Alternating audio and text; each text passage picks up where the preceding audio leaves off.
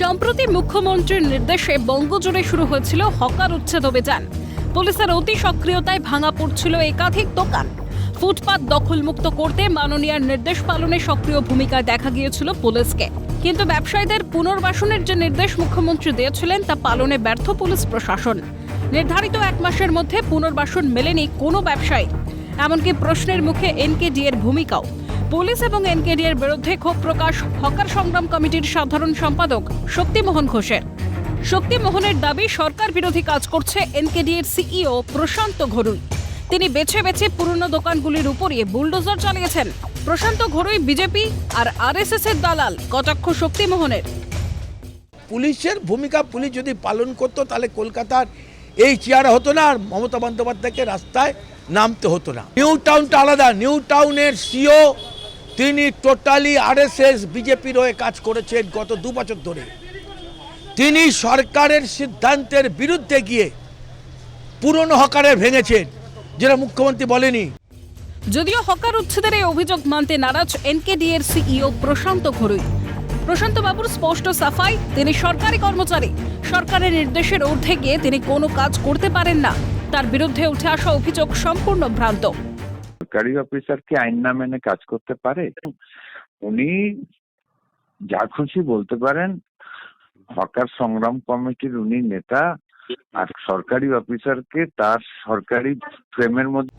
তবে হকার সংগ্রাম বনাম এনকেডি এর বাকবিতণ্ডার মাঝেই উচ্ছেদ অভিযানের পর ব্যবসায়ীদের বর্তমান পরিস্থিতির চাক্ষুষ করতে সিএন পৌঁছয় নিউ টাউনে। ব্যবসায়ীদের সঙ্গে কথা বলে জানা যায়, এনকেডি অধীনস্থ একাধিক ফুটপাতে চলেছিল বুলডোজার। ভাঙা পড়ে দোকান, কিন্তু তাদের জন্য তৈরি হচ্ছে নতুন স্টল।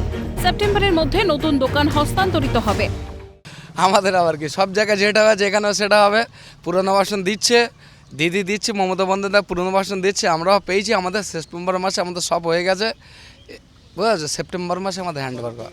আর এখানে যারা দোকানগুলো ছিল, এদের সব কাগজপত্র এদেরকে সব করা আছে, সার্ভে করা হয়েছে। ওখান থেকে লোক এসেছিল, লোকে সার্ভে করে ওনাদেরকে জায়গাটা করে দিয়েছে ওখানটায়। কিন্তু শুধু শহর নয়, বাংলার একাধিক জেলাতেও চলেছে বুলডোজার। ফুটপাত দখলমুক্ত করতে সরিয়ে দেওয়া হয়েছে দোকান। সেক্ষেত্রে ব্যবসায়ীদের পুনর্বাসন না মিললে প্রয়োজনীয় পদক্ষেপ গ্রহণ করবে হকার সংগ্রাম কমিটি। ব্যবসায়ীদের মিলবে পুনর্বাসন, আশ্বাস শক্তিমোহন ঘোষের। যেগুলো জেলাতে ভাঙছে সেগুলো আসলে হকার বলে যে চিহ্নিত তা নয়, বড় বড় দোকান। 2014 আইন অনুযায়ী হকারদের যা নিয়ম, সেই নিয়মে যদি হকার থাকে তাকে যদি উচ্ছেদ করে, তাহলে যেমন আমরা কলকাতা টাউন ভেন্ডিং কমিটি বলেছি, যদি উচ্ছেদ হয়ে থাকে খবর দেবেন, আমরা তাদের বসাবার ব্যবস্থা করব।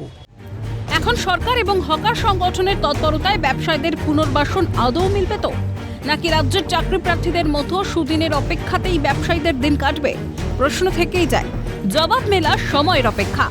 যদিও এনকেডি এর তরফ থেকে বলা হয়েছে সবাইয়ের জন্যই নাকি ওই মার্কেটে স্টল তৈরি, কিন্তু কবে থেকে তাহলে তাদেরকে সেই স্টলে নিয়ে যাওয়া হবে সেটা কিন্তু প্রশ্ন। কারণ মুখ্যমন্ত্রীর দেওয়া সেই সময়সীমা শেষ হয়ে যাওয়ার পরেও এখনো পর্যন্ত ফুটপাত জুড়েই ব্যবসা করছে হকাররা।